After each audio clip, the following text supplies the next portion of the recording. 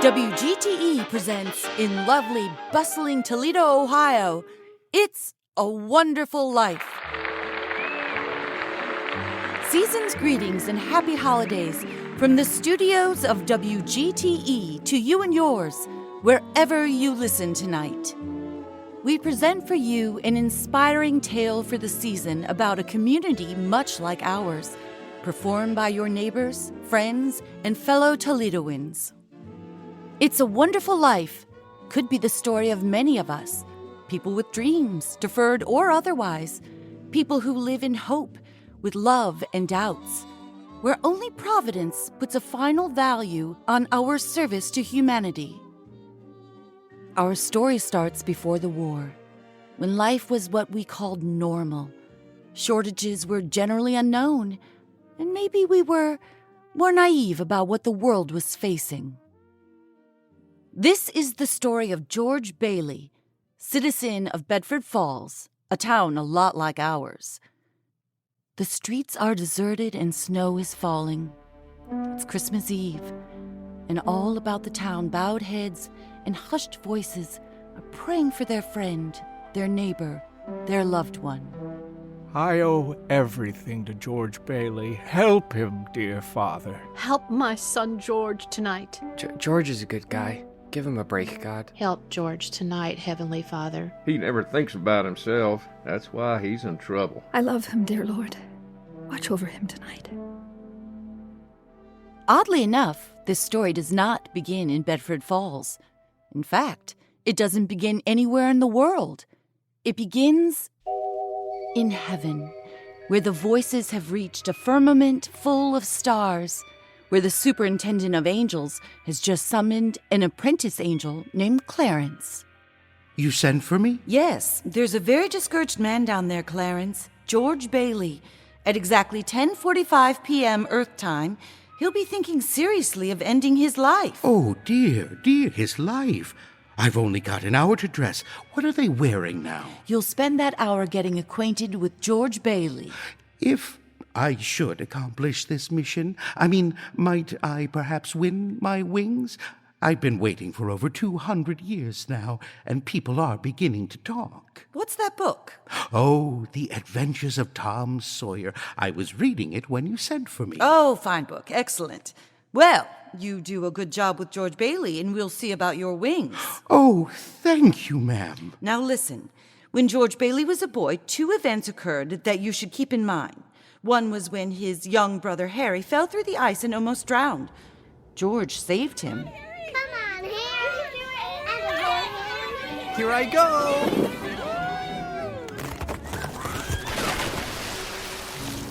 George, help! I'm coming, Harry.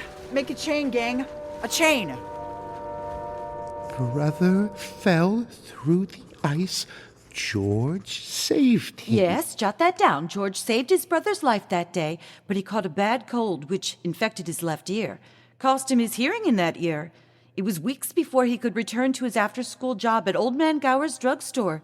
This is the second event. Now watch closely. Is that? An old-fashioned cigar lighter, yes. I remember those. I used to light the little flame and make a wish. So did George. Wish I had $1 million.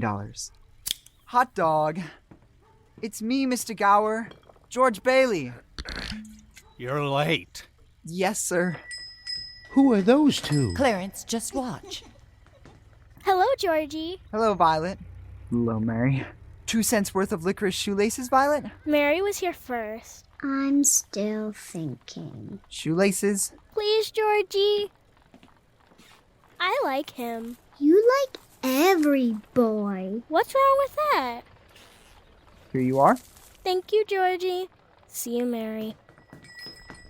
Made up your mind yet? I'll take a chocolate ice cream. With coconuts? I don't like coconuts. You don't like coconuts? Don't you know where coconuts come from? Tahiti, the Fiji Islands, the Coral Sea. I'm gonna see them all. Oh. Is this the year you can't hear on? George Bailey, I'll love you till the day I die. I'm gonna go out exploring one day. You watch. George, where you been? Miss Blaine's called twice. And what happened to her prescription? I'll find it, Mr. Gower. Mr. Gower just received a telegram with some terrible news. Is that what George is reading? Western Union, we regret to inform you that your son, Robert, died very suddenly this morning of influenza. Stop. Everything possible was done for his comfort. Stop. You lost it, didn't you? No, Mr. Gower. Here it is. Why, you good for nothing. Don't you know the Blaine girl's very sick? Mr. Gower, my ear. You're hurting my sore ear. I'll teach you to loaf, you lazy brat. I gotta fill this. Mr. Gower, I don't think that this is... Go on. You put something wrong in those capsules, Mr. Gower. Shut up. I know you feel bad, but look, Mr. Gower, look, this bottle you used to make the capsules, it's poison. Poison? Oh, George. Don't hurt my sore ear again, Mr. Gower. George. That's what I was trying to say, Mr. Gower. George. All I wanted was to make sure. Well, Clarence, that was George Bailey as a boy. When he grew up, he wanted to go to college, but there just wasn't the money. So he worked 4 years in the Building and Loan Association. Building and Loan Association. George's father was in the building and loan business, he and George's uncle Billy. High ideals and low bank account. George worked for his father and saved enough to see him through the university. That summer, though, he was going to Europe. Got a job on a cattle boat. Do a little traveling before college. Hi, Ernie. Hi, George. Hey, Bert, or should I say, officer? George. Well, say, Ernie, I'm a rich tourist today. How about driving me over to the office in style? Sure, Your Highness. Hop in. And for the carriage trade, I puts on my hat. Here, let me get the door. Good afternoon, Mr. Bailey. Hello, Violet. Hey, that's some dress you got there. Oh, this old thing? I only wear it when I don't care how I look. Boy, George. Oh, no, that's just Violet. We've been friends since we were kids. Come on, let's get out of here.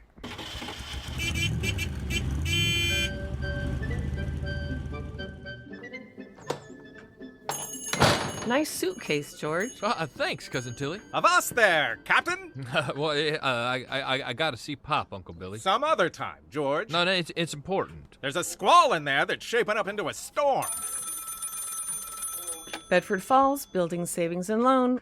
1 minute. Uncle Billy! Who is it? Bank examiner. Bank examiner. I forgot. I should have called him yesterday. Switch it inside. Hey, Pop. All I'm asking is for 30 days more. Sorry, Dad. Excuse me, Mr. Potter. Just a minute, son.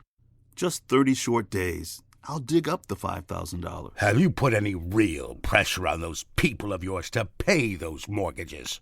Times are bad, Mr. Potter. A lot of these people are out of work. Then foreclose. I can't do that. These families have children. They're not my children. But they're somebody's children. Are you running a business or a charity ward? Mr. Potter, what makes you such a hard-hearted character? You have no family, no children, and you can't begin to spend all the money you've got. So, I suppose I should give it to miserable failures like you and that idiot brother of yours to spend it for me. Hey, no, he's not a failure. You can't say that about my father.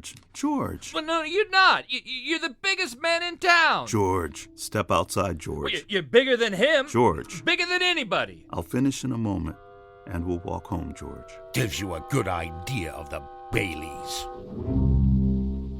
Who's that? A king? That's Henry F. Potter, the meanest and richest man in the county. Now look, there's George and his father walking up to their porch now. It's hard to realize it's my last night in the Bailey boarding house, working at the old Building Savings and Loan. We're sure gonna miss you, George. Well, I'm gonna miss you too, Pop. Pop, what's the matter? You look tired. I mean, is it Mr. Potter? I thought when you put him on the board of directors, he'd eat us up. So did I. What's eating that old money-grubbing buzzard anyway, huh?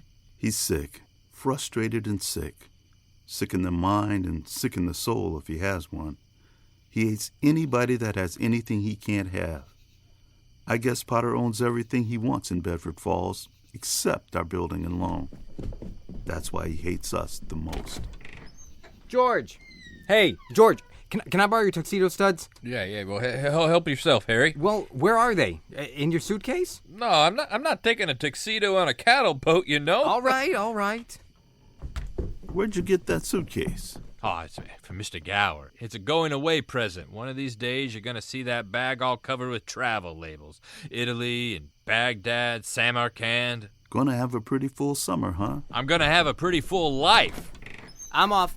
Hey, George, why don't you come to the dance tonight? What, and be bored to death? Couldn't want a better one. Lots of pretty girls. Come on, Harry. Let's go. Hey, I gotta hurry. I wish we could send Harry to college with you. No, we've got that all figured out, Pop. He'll take my job at the building alone, work 4 years like I did, and then he'll go. He's pretty young for that job. He's no younger than I was. Maybe you were born older, George. Huh? George, when you get out of college, I don't suppose you come back to the building alone. Oh, no, now, Pop, I just couldn't. I couldn't face being cooped up for the rest of my life in that shabby little office. Oh no, I'm sorry, Pop. I didn't mean that. No, it's just this business of nickels and dimes. I go crazy. I want to do something big, something important. In a small way, we are doing something important, George. In that shabby little office, we help people figure out how they can own their own homes. I know, Pop. I just wish I felt that I just feel like if I didn't get away, I'd bust. Yeah, you're right, George. You get yourself an education, then you get out of here. Pop. Hey, Pop, do you want a shock? I think you're a pretty great guy. Well, thanks, George. I'm glad to hear it. Look, why don't you go over to Harry's dance? You'll have a good time. Well, I don't know. Maybe I will drop in. Maybe I will that. So, George Bailey went to a dance. Is that important? Why, it was at the dance that he met Mary Hatch. Oh. And 3 hours later, he was walking her home. George and Mary were feeling pretty good, Clarence. As a matter of fact, wonderful. Come out tonight.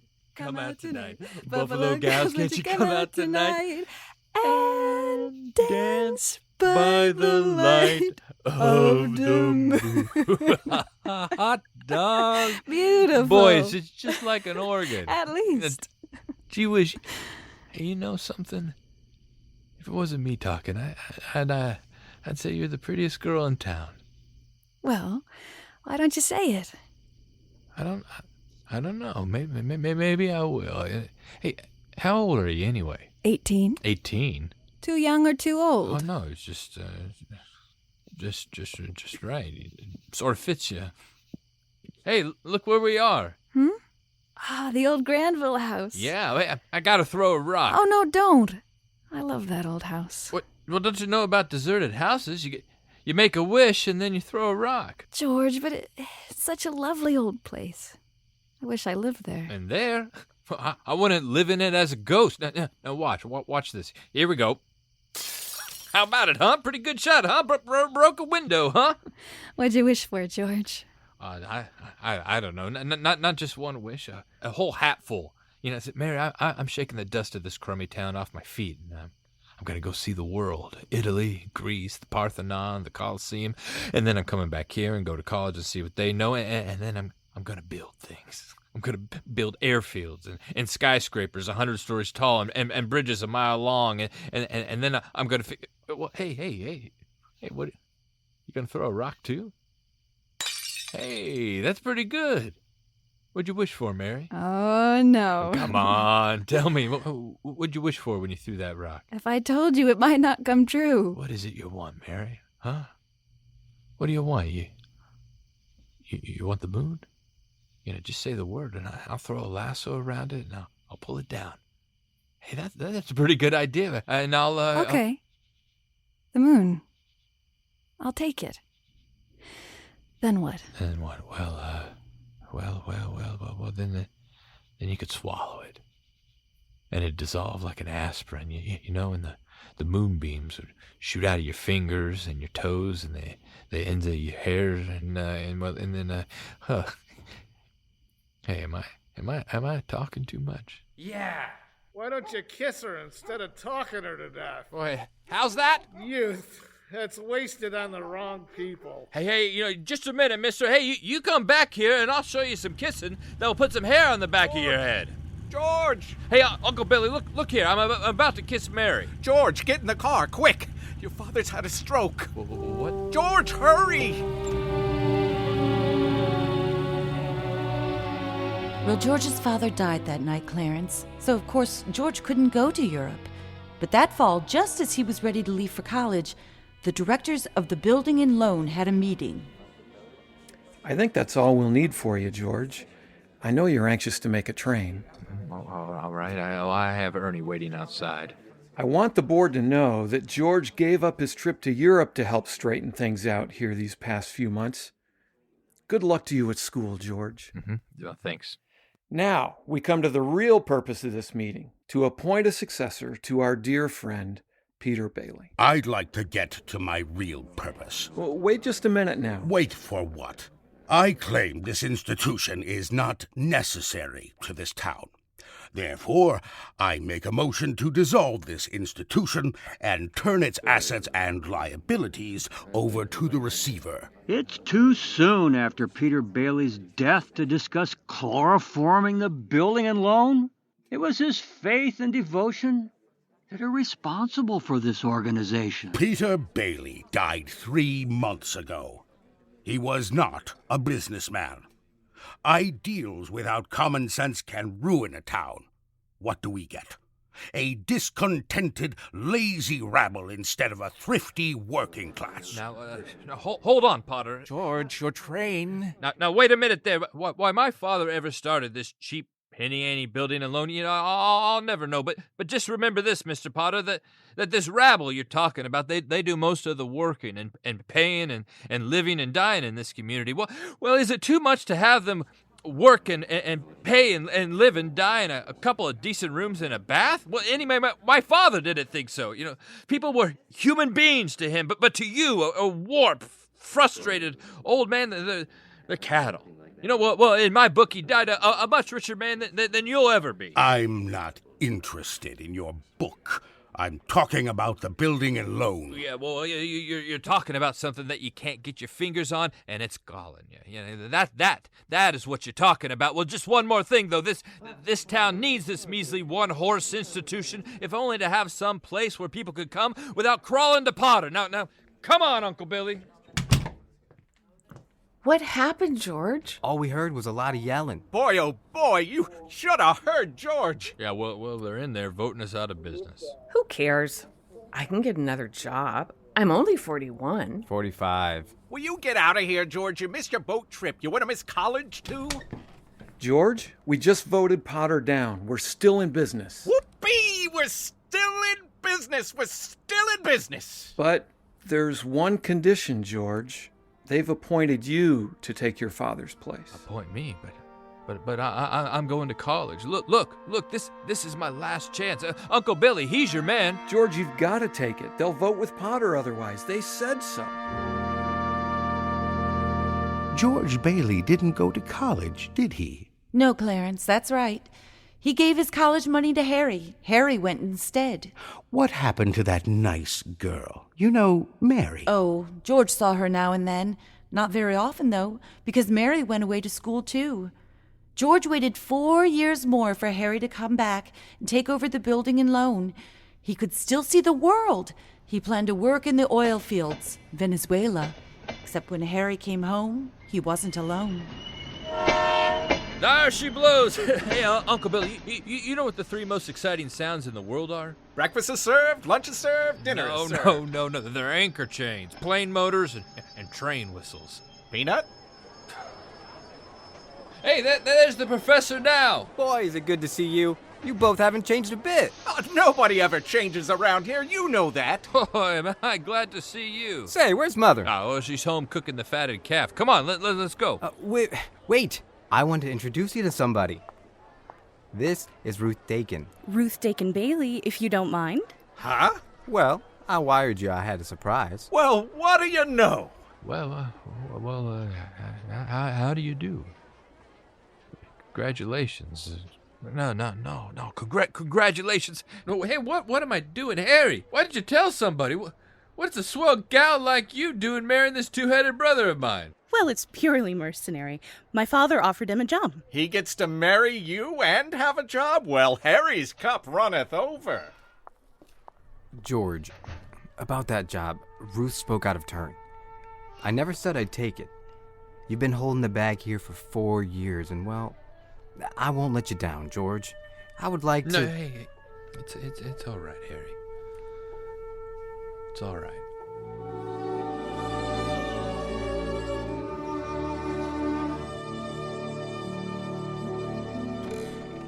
George? Yeah, I'm out here on the porch, Mother. I just thought I'd get some air. Well, how do you like your new sister-in-law? Well, she's swell. Looks like she can keep Harry on his toes. Yeah, well, we'll keep him out of Bedford Falls anyway. What do you mean? Well, Ruth's father, he's got a wonderful job for Harry up in Buffalo. Buffalo? Yeah. Well, that means you can't... Yeah. George. Did you know Mary Hatch is back from school?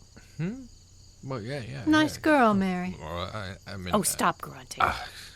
What? Give me one good reason why you shouldn't call on Mary. Well, Sam Wainwright. Sam's crazy about her, and he's got a big fancy job and lots of fancy money, and well, he's crazy about her. Well, she's not crazy about him. Well, now how do you know that? But did she discuss it with you? But how do you know? Besides, Sam is away in New York. Oh, and all's fair in love and war. Well, all right. I see. Okay, Mother. I'll go out and find that girl and do a little passionate necking. Oh, George.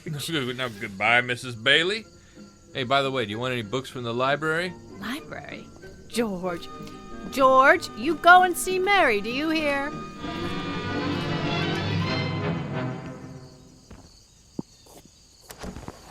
George, is that you out there? Oh, it's hello, Mary. Well, are you coming in? Well, I just happened to be passing by. Well, are you coming in? Well, I just happened to be passing by. Oh, I thought you were picketing. Have you made up your mind? How's that? Have you made up your mind? About what? About coming in. Your mother just phoned. She said you were coming over. My mother just... I just happened to be passing by, and that's all. Well... All right. I'll come in for a minute. I didn't even tell anybody I was coming over here. Fella can't even go for a walk. When did you get back? Tuesday. Where'd you get that dress? Do you like it? It's all right. Well, no point standing out here on the porch. Come on in. You know, I still can't understand it. I didn't tell anybody I was coming here. Would you rather leave? No, I don't want to be rude. I'll sit down for a while. It's nice about your brother and Ruth, isn't it? Oh, yeah. That's all right. Don't you like her? Well, of course I like her. She's a peach. Oh, it's marriage in general you're not enthusiastic about. No. Marriage is all right. For a lot of people, it's all right. For Harry, Sam Wainwright, for you. I mean, for Sam. Mary? It's George Bailey, Mother. What's he want? I don't know. What do you want? Me? Not a thing. Not a thing. I just came in to get warm. He's making violent love to me, Mother. You just tell him to go right back home. Sam said he'd call you tonight from New York, didn't he? Oh, I guess so. George, how about some music? You know, your mother needed... You know, I didn't come here to... What did you come here for? I don't know. You're supposed to be the one that has all the answers, so you tell me. Oh, why don't you go home? I don't know why I came here in the first place, so good night. Good night. Mary! The way you're shouting, you think that you... You think what? Mary, the telephone! Mary! All right. George, on your way out, would you mind shutting off the phonograph? I'd be very happy to. Doggone crazy song. Hello, Sam? Mary, gee, it's good to hear your voice. How are you, Sam? I forgot my hat. Hee-haw. What? I was just talking to an old friend of yours, George Bailey. Old Mossback George? Old Mossback George. Well, put him on. I'll talk to him, too. Oh, wait a second. George! He doesn't want to speak to George. He does so. He asked for him. Did you call me? Because if you did, I'm in a hurry. Sam wants to talk to you. Oh. Hiya, Sam. Hey, fine pal you are. Trying to steal my girl? What do you mean? Nobody's trying to steal anybody's girl. Now, here, Mary, take the phone. Wait, George. I want to speak to you both. Tell Mary to get on the extension upstairs. I can't. Mother's on the extension. I am not. We can both hear. Just put your head a little closer to mine, George. There. That's better. We're listening, Sam. Well, I have a big deal coming up that's going to make us all rich. George, you remember that time you told me about making plastics out of soybeans? Soybeans, yeah. Soybeans. Well, my father checked into it, see? And now he's going to put up a factory. Yeah. How do you like that? Factory, huh? And here's the point, George. I may have a job for you, unless you're still married to that broken-down building and loan. Mary? I'm here. You tell that guy I'm giving him the chance of a lifetime. The chance of a lifetime, you hear? He says it's the chance of a lifetime. Now you give me that phone. Now I need you to listen to me, Mary. You see, I don't want any plastics, and I don't want just any job, and I don't want to get married ever to anyone. You see, I want to finally do what I want to do. I want to do what I want to do, and it's just not... George. Oh, Mary. Oh, I'm sorry, Mary. George. Mary, darling. I love you, Mary. George. I do. I love you. I'm sorry.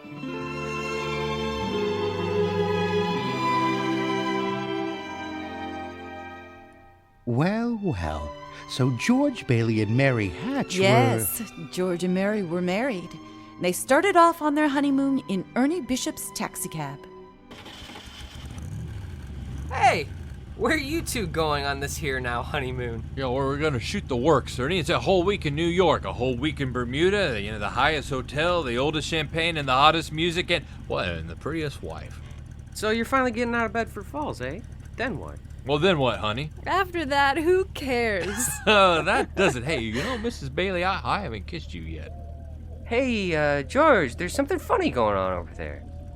Look, over there at the bank. It looks like it's a run. Hey, pull over there a minute, will you, Ernie? George, let's not stop, please. Let's go straight to the station. Just wait a minute. I better see what it is. I'll be right back. George, please. George!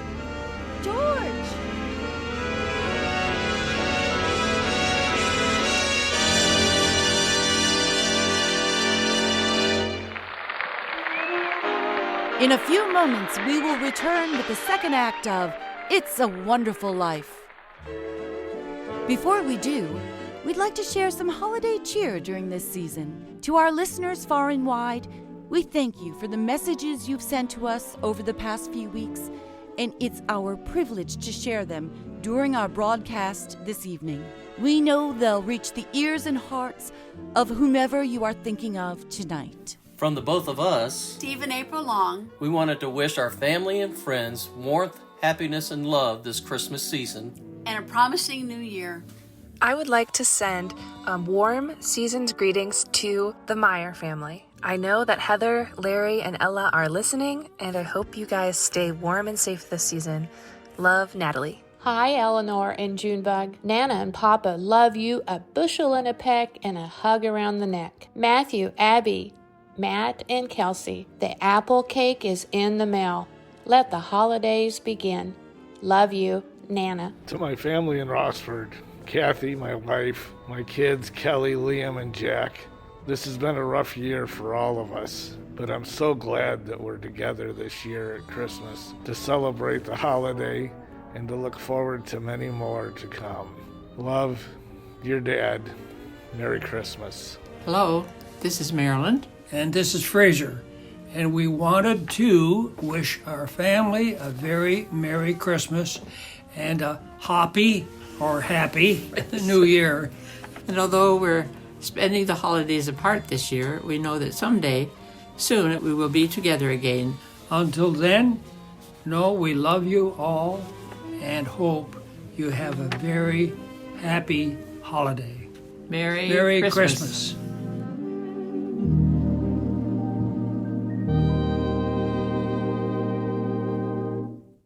We now return to Act 2 of It's a Wonderful Life.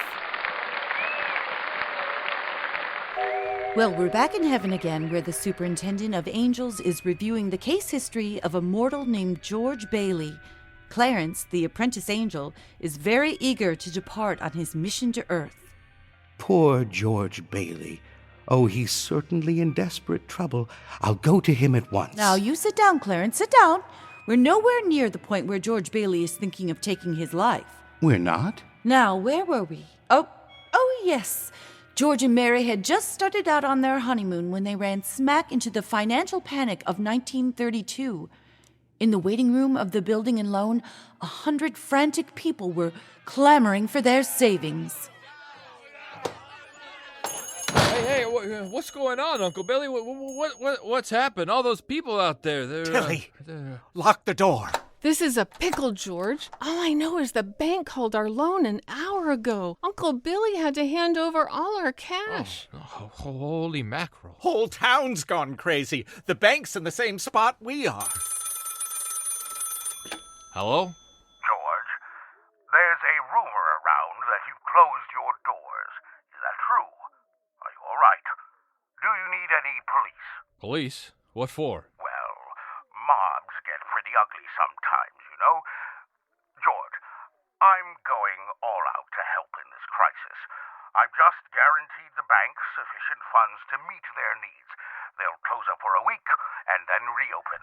What's going on? Potter's just taken over the bank. I may lose a fortune, but I'm willing to guarantee your people too.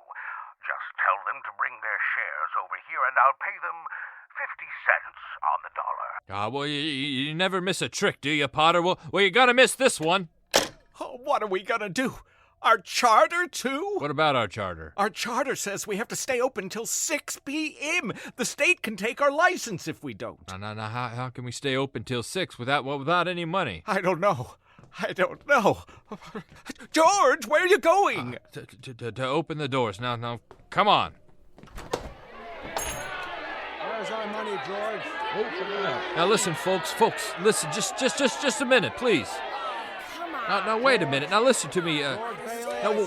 Wait a minute. Wait, John, just listen to me. Now, you're thinking of this place all wrong. Your money's not here. No, your money's in people's houses, in Joe's house, right next to yours, in the Kennedy house, and the McLaren house, and your house, and 100 others. Now, what are you going to do? You foreclose on them? I got $240 in shares. Now, let me have it. No, all right, Charlie. You'll get your money in 60 days. 60 days? Well, no, look, that's what you agreed upon when you bought your shares. Well, I got my money. Old man Potter's taking over the bank. He'll pay you 50 cents on every dollar. What about that, George? Now, wait a minute. Wait a minute, please, folks. Please. I beg of you not to do this, huh? See, if Potter gets a hold of your shares, he'll be owning this building alone. And he's got the bank, he's got the bus line, he's got the department stores, and now he's after us. He's after us because he wants to keep you living in his shacks and paying the kind of rent he decides. Well, now, Joe, you lived in one of his houses. Have you forgotten what he charged you for that, that broken down shack? Now, here, Ed, you remember last year when things weren't going well and you couldn't make your payments? You didn't lose your home, did you? Do you think Potter would have let you keep it? Now, don't you understand what's happening here? Now, don't you see? It's Potter. Potter isn't selling. Potter's buying. And why? Because we're panicking. And he's not. But he's got us thinking he's here to help us when he's only ever figured out how to help himself. Now, we can get through this thing all right, but we got to stick together. We got to have faith in each other. My husband's out of work. We need money. I got doctor bills to pay. I can't feed my kids on faith. How much do you need? We still got some money. Hey, Mary, Here it is, George. You told me to hold on to it. Would have had a nice honeymoon. Bought furniture, too. Just wait a minute, folks. Now, listen, I got, it's $2,000 here. Now, all right, Charlie. Charlie, how much do you need? $240. Now, Charlie, just enough to tide you over. I said $240. Oh, okay. Now, Uncle Billy, give Charlie $240. That'll close my account. Now, your account's still here, Charlie. That's a loan. Now, all right, Ed, how much just to get you by? $20, I suppose. Now, not now you're talking. Now, Mrs. Thompson, how about you? But it's your own money, George. No, never mind about that. How much do you want? $20 would do me. You don't have to sign anything. I know you'll pay. Good. Now, $20, Uncle Billy. Now, pay it back when you can now. And all right. Who's next? Mrs. Davis. Could I have $17.50? $17.50. Now, bless your heart. Of course you can have it. Mary, Mary, you got 50 cents? That's 1, 2, 3, 4, 5. Oh, look at the clock. Look. 5 seconds, 4 seconds, 3, 2, 1. 6 o'clock. We made it. Lock that door, Eustace, quick. Boy, we're still in business, Uncle Billy. George, there's a call for you. Okay, now, and then call my wife, will you? She's probably over at Mother's. Mrs. Bailey's on the line. No, I say I don't want Mrs. Bailey. I want my wife. Mrs. Bailey is my, that is my wife. Oh, no. Hey, give me the phone, will you? Thank you. Hey, Mary? Hey, listen, I'm sorry that what? Come home now. What home? 323 Sycamore. Whose home is that? Well, Mary, how can I? Okay, all right, sure. Yeah, I'll be there.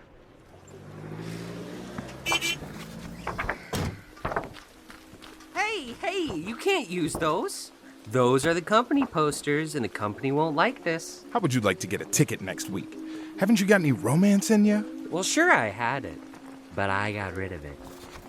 Liver pills? This poster's selling liver pills.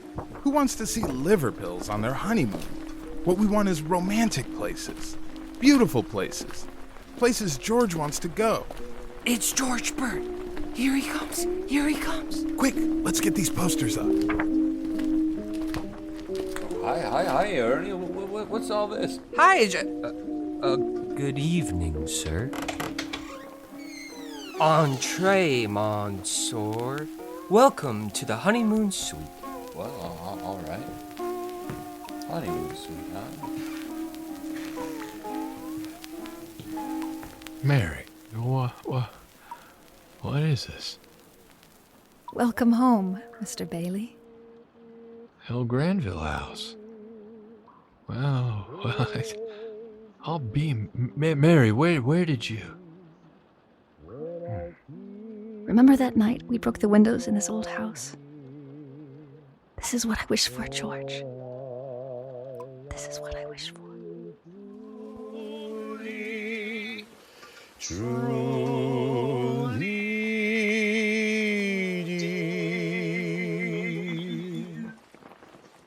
That was beautiful, Bert. Shh. Let's go home. Come on, Ern. They never went away on their honeymoon, did they? They didn't. They settled into number 323 Sycamore and got to work, housekeeping and homemaking for themselves and for others. Others? Mary and George in the building and loan built up a neighborhood from the dust of an empty lot, a neighborhood filled with hardworking families owning homes for the very first time. Everyone called it Bailey Park. Mr. and Mrs. Martini, welcome home. Yeehaw, George. Hey, what's Sam Wainwright doing here? Don't worry about him. We're here. Together. All right. Mr. and Mrs. Martini, we give you bread that this house may never know hunger. Salt that life may always have flavor. And wine, that joy and prosperity may reign forever. Now, enter the Martini Castle. George, over here. Me and the wife just stopped in town to take a look at the new plastic factory, and then we're going to drive on down to Florida. Why don't you join us? No, I'm afraid I just couldn't get away. Still got the nose to the old grindstone, eh? Mary, do you remember the time I offered to let George in on the ground floor of plastics and he turned me down cold? Missed out on $1 million. Yes, I remember, Sam. Well, we better run. Hee-haw!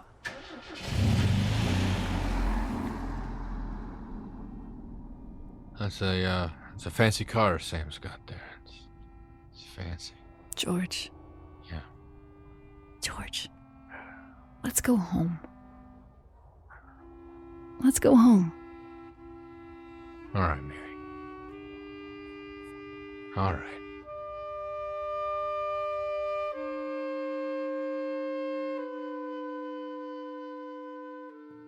Two years passed when Old Man Potter asked George to stop over at his office. Sit down, George. Sit down.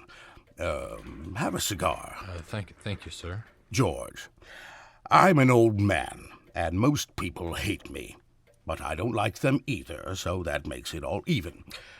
You know just as well as I do that I run practically everything in this town, but the Bailey building alone. You know also that for a number of years I've been trying to get control of it, or kill it, but I haven't been able to do it. You have been stopping me. In fact, you have beaten me, George. And as anyone in this county can tell you, that takes some doing. Take during the Depression. You and I were the only ones that kept our heads. You saved the building alone, and I saved all the rest. Yes, well, most people say you stole all the rest. The envious ones say that, George. The suckers. Now, George, you're a young man. Married, making, say, $40 a week at the building alone. 45. 45. Now, if you were an ordinary yokel, I'd say you were doing fine. But George Bailey is intelligent, ambitious. He hates the building alone almost as much as I do. He's been dying to get out of this town ever since he was born, but he's trapped into frittering his life away playing nursemaid to a lot of garlic eaters. Do I paint a correct picture, George, or do I exaggerate? Well, what's your point, Mr. Potter? My point is that you're the only man in town who's licked me, George. I want to hire you. Manage my affairs. I'll start you off at $20,000. $20,000 a year? Are you sure you're talking to me? I'm George Bailey. Don't you remember me, the building and loan? Remember? Yes, George Bailey, whose ship has just come in, providing he has brains enough to climb aboard. Well, what about the building and loan? Confound it, man. I'm offering you a 3-year contract at $20,000 a year. Is it a deal or isn't it?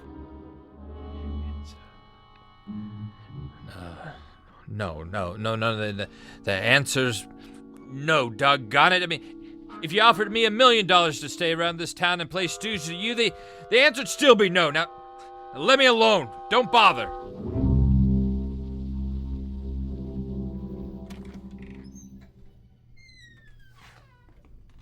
Hi.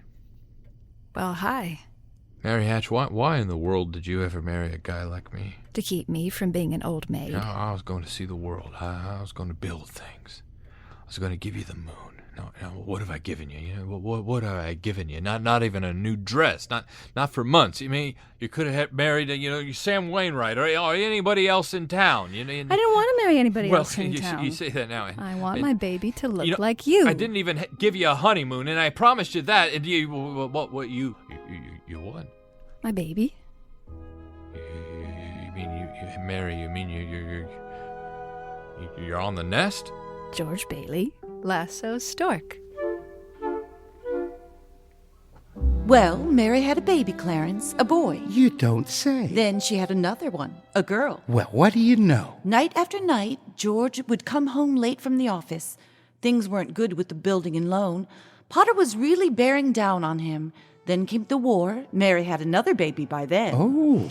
But she still had time to help out with the USO. Uncle Billy sold war bonds. Bert the cop was wounded in North Africa, got the Silver Star. Ernie the taxicab driver parachuted into France, and George's brother Harry became a real hero, shot down 15 planes. But George, what about George? George was 4F on account of his ear. George fought the Battle of Bedford Falls. He was an air raid warden, paper drives, scrap drives. On VE Day, he wept and prayed, and on VJ Day, he wept and prayed again. We're getting pretty close to today, aren't we, ma'am? Yes, Clarence. You now know almost everything you have to know about George Bailey, except what happened that finds him down there at this moment, wanting to die. Well? Today's the day before Christmas, Earth time. George Bailey is pretty excited.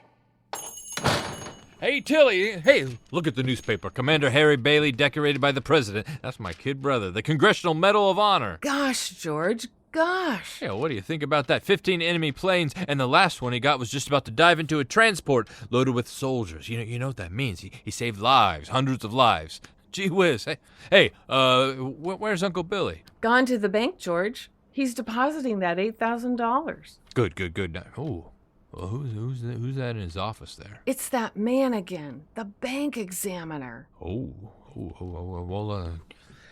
good afternoon, Mr. Carter. Well, I trust you had a good year. Good year? Well, between you and me, Mr. Carter, we're broke. Yes, very funny. Well, now, come right on in here, Mr. Carter. Tilly, get the books for Mr. Carter, will you?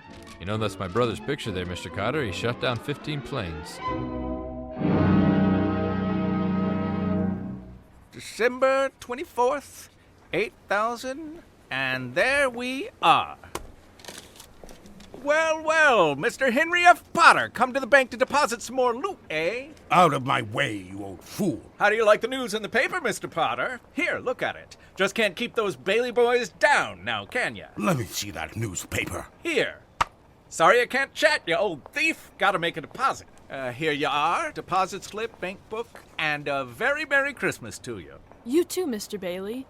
Say, you've forgotten something, haven't you? I've forgotten things all my life. But Mr. Bailey, where's the money? What's that? You want to make a deposit, don't you? Certainly I want to make it. It's gone. Where'd I put it? Where'd I put that money?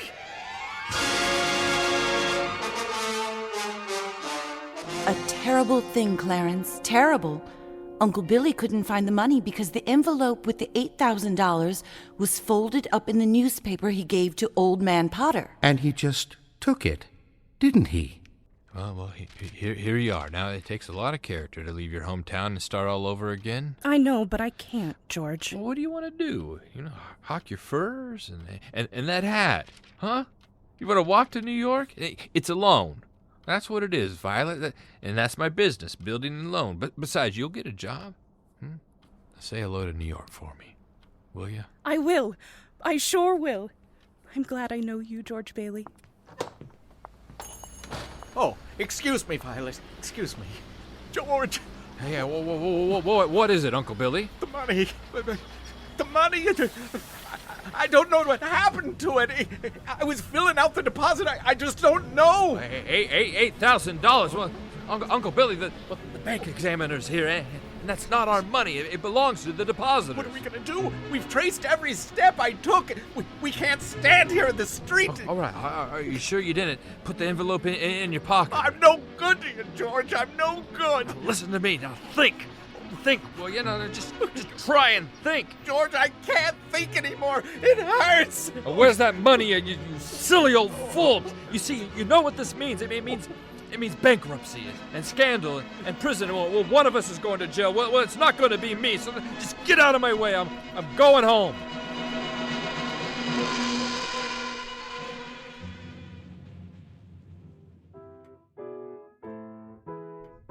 George, dear, what's wrong? You haven't said a word since you came home. Yeah, well, that banging on the piano, does she have to keep playing the same song over and over and over again? I have to practice for the Christmas party, Daddy. What is it, dear? Another hectic day? Yeah, it's another red-letter day for the Baileys. Dad, the Murphys got a brand new car. You should see it. What's the matter with our car? Isn't it good enough for you? Yes, Dad. Excuse me. Excuse me for what? I burp. All right, darling, you're excused. Now, why don't you go upstairs and see if Zuzu's all right? Zuzu, what's the matter with Zuzu? Oh, she's got a cold. She's in bed. Caught her coming home from school. They gave her a flower for a prize, and she didn't want to crush it, so she didn't button up her coat. Well, what is it? A sore throat or what? Just a cold. The doctor says it's nothing. The doctor? Was the doctor here? Well, I thought he'd better take a look at her. Oh, it's this drafty old house. It's no wonder we don't all have pneumonia. You might as well be living in a refrigerator. Why do we have to live here in the first place and stay around this measly, crummy old town? George, what's happened? Everything's happened.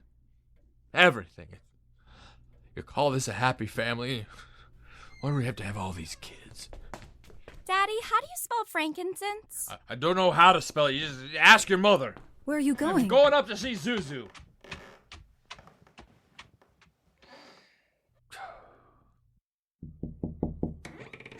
Hi, Daddy. Well, yeah. What happened to you? I want a flower. No. Wait now. Where do you think you're going? I want to give my flower a drink. All right. Here, give Daddy the flower. I'll give it a drink, see? Look, Daddy, the petals are falling off. Yeah, well, all right now. I'd say I'll paste this together. I'll just keep the petals safe right here and in my pocket, the pocket of my jacket. They'll be safe there. Now will you do something for me? What? Will you try to get some sleep? I'm not sleepy. I want to look at my flower. Yeah, I know, but you just got to go to sleep and then you can dream about it. It'll be a whole garden. It will? Uh-huh. Mm-hmm. All right, there we are.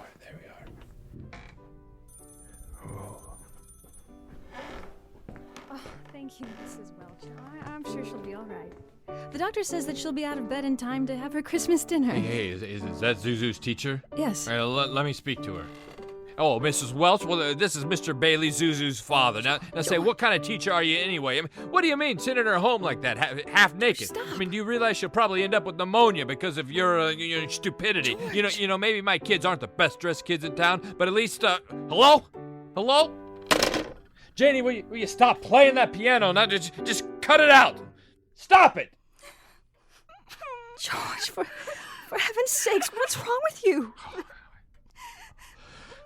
I'm sorry, Mary. I'm sorry, Janie. I'm sorry. I'm sorry. I just got to get out of here. I got to get out of here. Bedford 247, please. Is Dad in trouble? Shall I pray for him? Yes, Janie.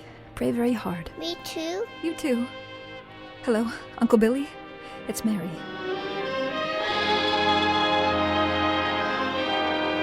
So, that's it, George. You're short $8,000 in your accounts, eh? Please, Mr. Potter, I'll pay any sort of bonus or interest if you still want the building alone. Why Have you notified the police? No, sir. I don't want the publicity. It's Harry's homecoming tomorrow, and Why come to me? What about your good friend Sam Wainwright? No, I can't get a hold of him. He's in Europe. What kind of security would I have, George? What collateral? Yes, sir. I have some life insurance here. It's a $15,000 policy. What's your equity in it? $500. And you want $8,000? You once called me a warped, frustrated old man. Well, what are you but a warped, frustrated young man? Crawling on your hands and knees for help. Why don't you go off to the riffraff you love so well? Ask them for help. You see, I'll do anything, Mr. Potter. Please, please help me. My wife and kids. I'm calling the district attorney. $500. You know something, George. You're worth more dead than you are alive. Now get out of here. Get out! And all the time, Potter had the $8,000 in his desk drawer. It's still there, Clarence. But where is George? Where? Well, he went over to Martini's cafe. He's had a couple of drinks, Clarence. He's just standing there, sort of in a daze. Oh, God. God, dear Father in heaven, I'm not a praying man, but if you're up there, and if you can hear me, show me the way. I'm at the end of my rope. Show me the way, God. Mr. Bailey, you all right? Don't drink anymore, Mr. Bailey, please. You don't look good. Bailey? You say Bailey? Which Bailey? This gentleman is Mr. Bailey. George Bailey. George Bailey, huh? And the next time you talk to my wife like that, you'll get worse. It isn't enough that she spends all day teaching your stupid kids how to read and write. You gotta bawl her out. You get out of here, Mr. Welch. You hit my best friend. Get out. All right, I'm going. Mr. Bailey, you okay? Who was that? Mr. Welch. But don't worry. He won't come into this place anymore. I'll get you something for your face. It's bleeding. No. I'm all right. Please don't go, No, Mr. Bailey. Just leave me alone. You know, Mr. Bailey. You hear me? Leave me alone. Please don't go that way, Mr. Hey, Bailey. let me alone. Well, George left Martini's Cafe 5 minutes ago, Clarence. He's at the river now, on the bridge, looking at the water. Are you ready, Clarence? All ready. Very well. Save George Bailey's life, and you'll get your wings. My wings. Oh, thank you. George! George Bailey! Get away from that bridge, do you hear me? George! George!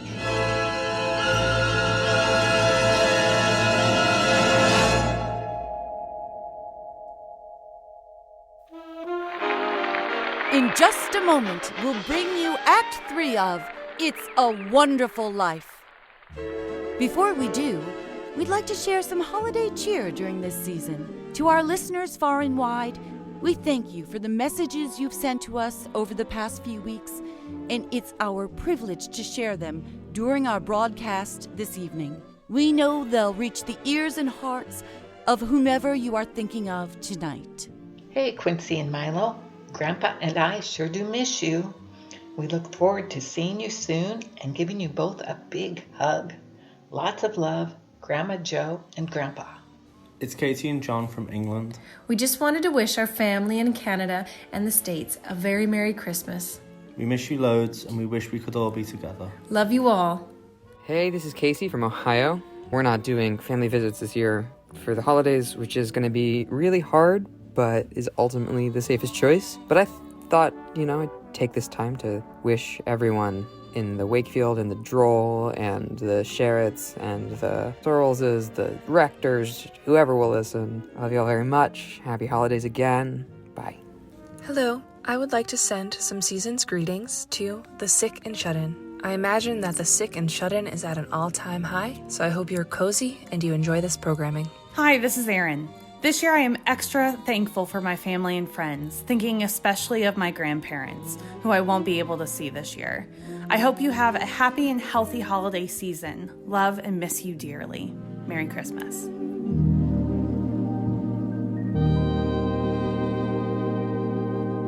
Now 10 seconds for station identification. This is Public Radio FM 91, WGTE FM Toledo, WGLE Lima, WGDE Defiance, and WGBE Bryan. Now back to Act 3 of It's a Wonderful Life.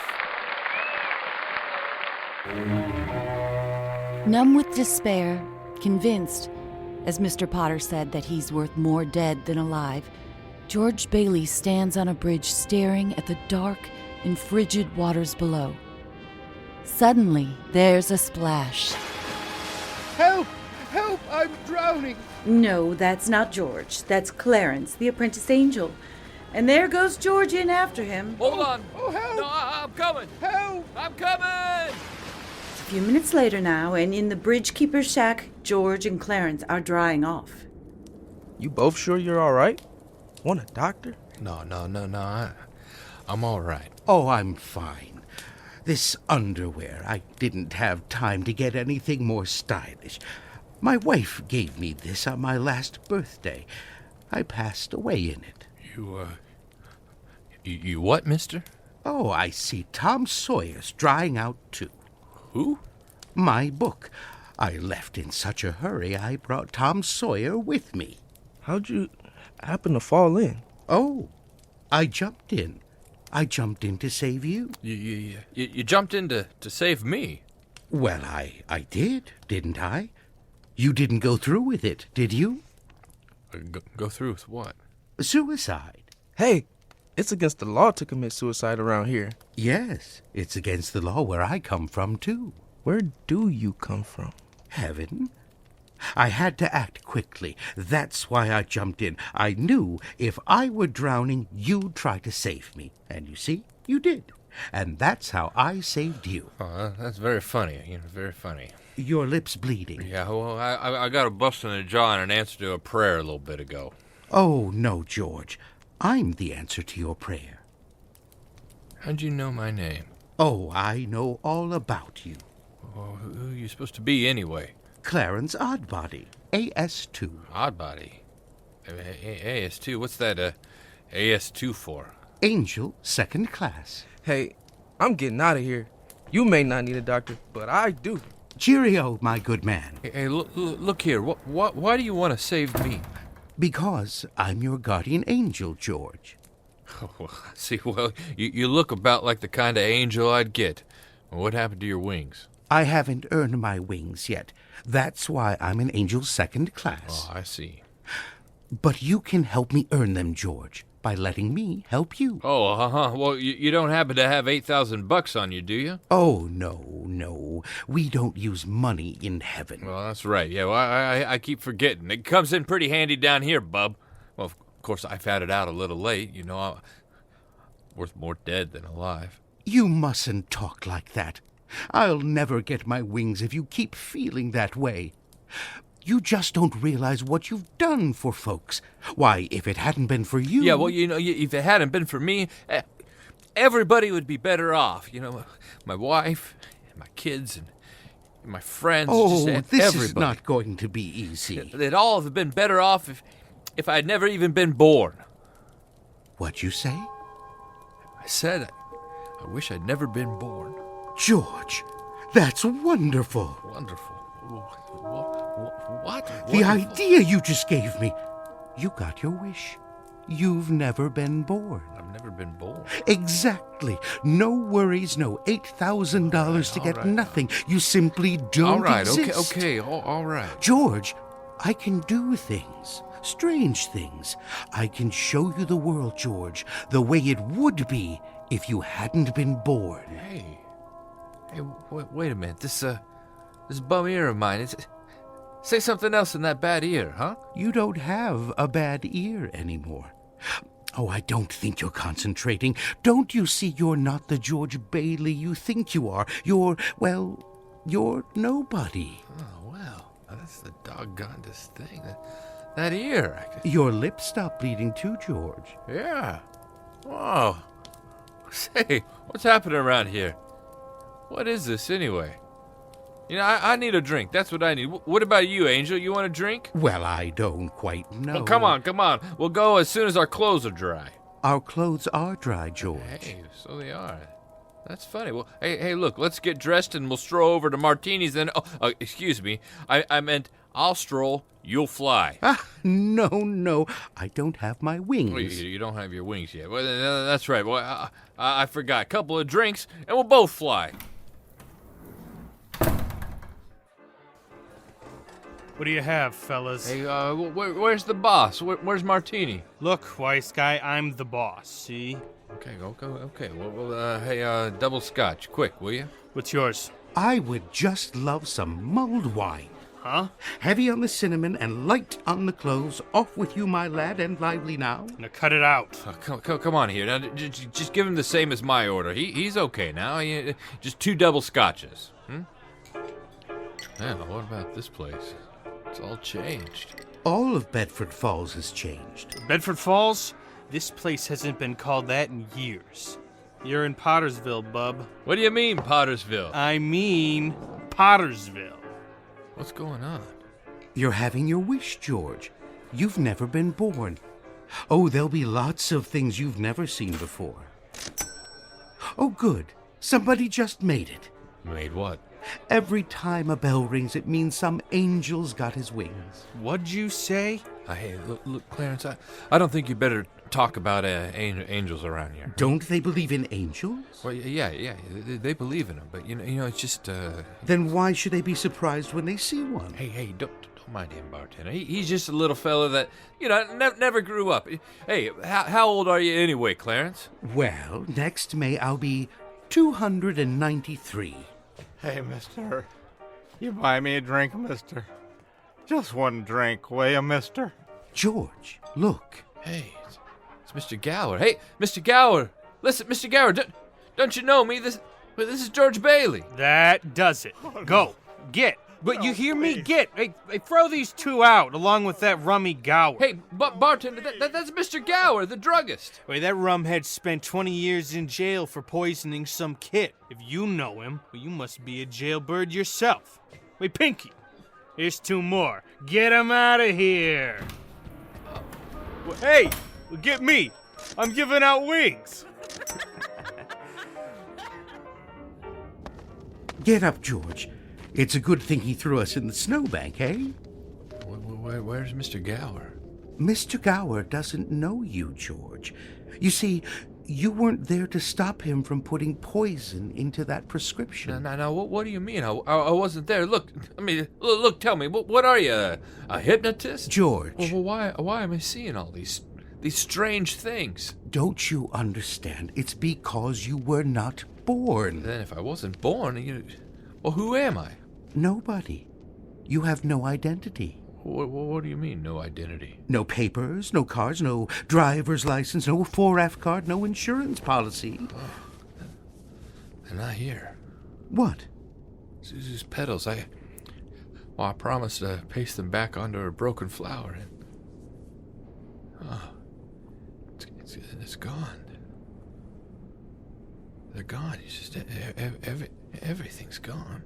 But you've been given a great gift, George. A chance to see what the world would be like if you'd never been born. Nah, you're crazy. You're crazy as a bed bug, and you're driving me crazy, too. Now look, I'm going home. I'm going home to my wife and my family, and do you understand that? And I'm going home alone.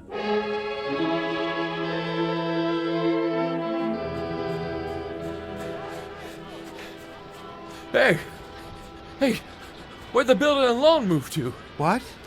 How did you get here? With you. Where's the building and loan? That went out of business years ago, when your father died. Hey, no, there's my pal, Ernie! Ernie! Hey, Ernie! Where to, pal? Hey, Ernie, you take me home. You gotta take me home. I'm off my nut. Where do you live, buddy? Doggone it, Ernie. Don't start pulling that stuff on me. I live at 323 Sycamore. 323 Sycamore? Yeah. Hurry up. Zuzu's sick. Okay, buddy. Oh, hey, look, Ernie, I don't know what's happening. I'm going crazy or something. I've got some bad liquor. Now, look, tell me this now. You're Ernie Bishop, right? And you live with your wife and your kid down in... You seen my wife? Seen your wife? Yeah, I've been to your house 100 times. We built it for you, didn't we? Look, bud, my wife took the kid and ran away 5 years ago. And I ain't seen you before in my life, see? Okay, Ernie, okay. Just step on it. Get me home.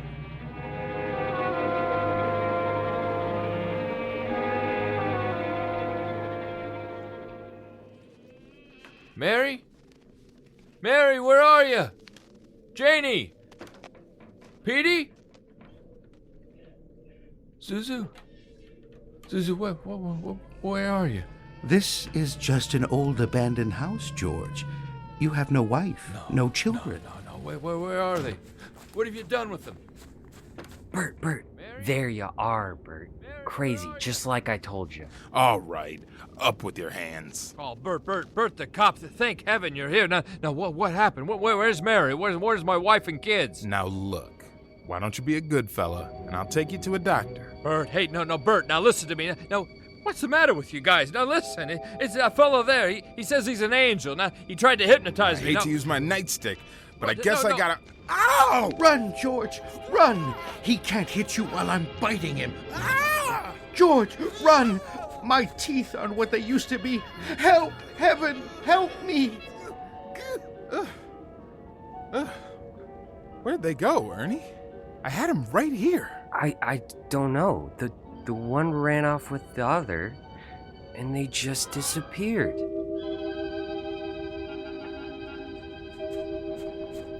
Mother, it's George! It's George! George? George who? Me, I'm your George. I thought for sure you remember me. If you're looking for a room, there's no vacancy, and I don't take in strangers. No, I'm not a stranger. I know everybody you know. Your brother-in-law, Uncle Billy. You know him? I sure do. When'd you see him last? Today. It's over at the house. That's a lie. He's been in the state hospital ever since he lost his business. And if you ask me, that's where you belong. I'm here, George. It's my mother. My own mother didn't even know me. You know, if only Harry were here, if my brother were only back from Washington, Your brother fell through the ice. What? And was drowned at the age of 9. No, that's a lie. He got the Congressional Medal of Honor. He saved the lives of every man on that transport. Every man on that transport died. Strange, isn't it? Each person's life touches so many other lives, and when they aren't around, they leave an awful hole, don't they? Harry wasn't there to save them, because you weren't there to save Harry. Don't you see, George? You really had a wonderful life. Don't you see what a mistake it would be to throw it away? Clarence. Yes? Where's Mary? Please. Where's my wife?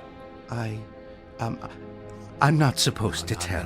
No, tell me where she is. You're not going to like it, Where George. is she? I'll choke it out of you if I have to. No, where's my wife? The library. Huh? She works there. She's just about to lock up for the night, so George, come back. Oh, there must be some easier way for me to get my wings.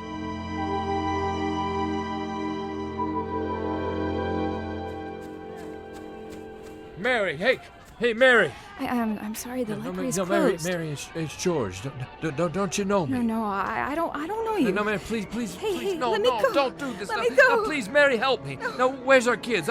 I need you, Mary. Now, just help me, Mary. Get Now, away just from me. help me, Mary. Get away No, from Mary, me. Mary, it's me. I'm George. There he is. Hey, he's over there. Get him. Cut him off. Get quick.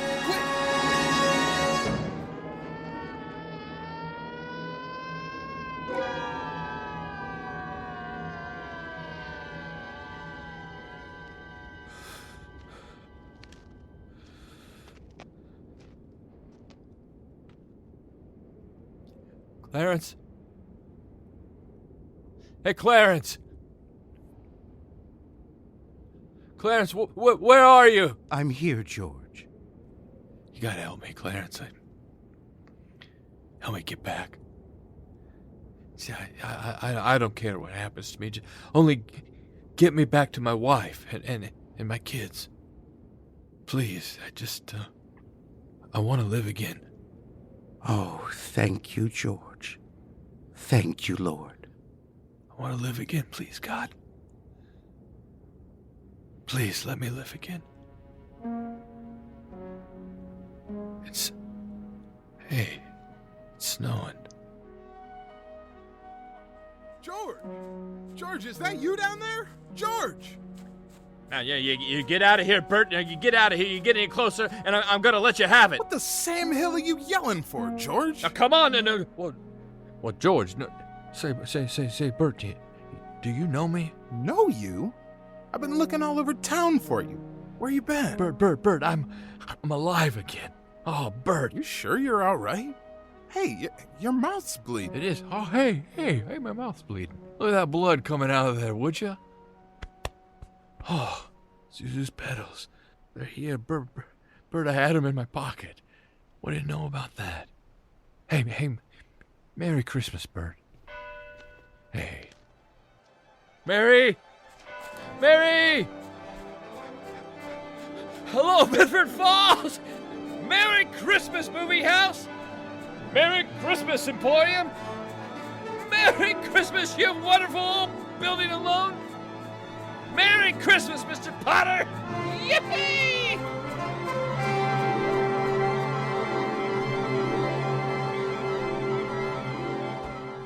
Now, Mary, whoa, what's with all these people? These are reporters? Oh, well, hey, Merry Christmas, reporters. Hey, Mr. Bank Examiner, Mr. Carter, well, Merry Christmas. Mr. Bailey, there's a deficit. Why, I know, $8,000, I'll bet, huh? George, I've got a little paper here. I'm sorry. I'll bet it's a warrant for my arrest. What? Isn't that wonderful? Hey, where's Mary, you know? Oh, look at this wonderful old drafty house. Isn't it wonderful? No. Hey, have you seen my wife? Where's Mary? Merry Christmas, Merry Daddy. Christmas, Dad. Kids, hey, kids, no. Oh, Pete, Janie, Tommy, I could just eat you up. Hey, where's your mother? She went looking for you, Daddy, with Uncle Billy. Daddy! Zuzu, oh, my little ginger snap. Hey, how do you feel? Fine, nothing, Daddy. Not a smidge of temperature. Not a smidge of temperature. Hallelujah. Hello? Mary. George. Oh, Darling. Mary. George. Mary. Darling, where have you been? Oh, George. Mary, George. just let me touch you. Oh, George. You're real. You're real. Oh, you have no idea what's happened to me. You have no idea what's happened here either. They're on their way. Who? Here. Who's on their way? Oh, the police department, the FBI, the National Guard. See, I'm alive again, Mary. Now listen, Mary. See, Yes. I'm alive again. Yes, darling. Now close your eyes and come on downstairs. What? No. What is it, Mary? What's going on? Now keep your eyes closed. I'll just walk you right over here by the Christmas tree. Well, there's people. I hear a lot of people. Lots of people. Just 1 minute now. Just 1 minute. We're all ready, Uncle Billy. Come in, everybody. George. Oh, good. Hiya, George. Merry Christmas. George, look. Just look. Uncle Billy. Money, George. A laundry basket filled with money. Money for you.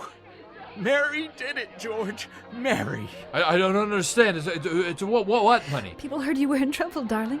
These people, your friends. They've collected this money for you. The $8,000. Wait, now, Charlie. Oh, thank you, George. Oh, Martini, Mr. Martini, and Mr. Gower. Hey, how are you, Mr. Gower? Mrs. Thompson and Tilly. It's everybody. None of us would have a roof over our heads if it wasn't for you, George. I busted the jukebox too. Gosh, this is wonderful. Hey, Mary, look who's coming in. Mother, hi, Where Mother. have you been, George? Mother, hey, whoa, and Harry. I got Mary's telegraph, George. I flew in as fast as I could. Hey, just a minute here. Quiet, everybody. Now, this telegram just got in, and it's from London. Mr. Gower cables, you need cash. Stop. My office instructed to advance you up to $25,000. Hee-haw and Merry Christmas, Sam Wainwright. Hey, everybody. A toast. How about a toast? Good idea. A toast to my big brother, George. The richest man in town. Hooray! And Mary. Daddy, my pedals, you didn't forget. No, forget, no, here, honey. Here they are, right here. I have them. Darling, what's on this table here? What's this book? That's the Adventures of Tom Sawyer. But look, there's something written in it. Dear George, remember no man is a failure who has friends. Thanks for the wings. Love, Clarence. Clarence? Yeah. He's a very dear friend of mine. Daddy, teacher says every time a bell rings, an angel gets its wings. That's right, Zuzu. That's right. That's right. Attaboy, Clarence. Attaboy. Happy landings.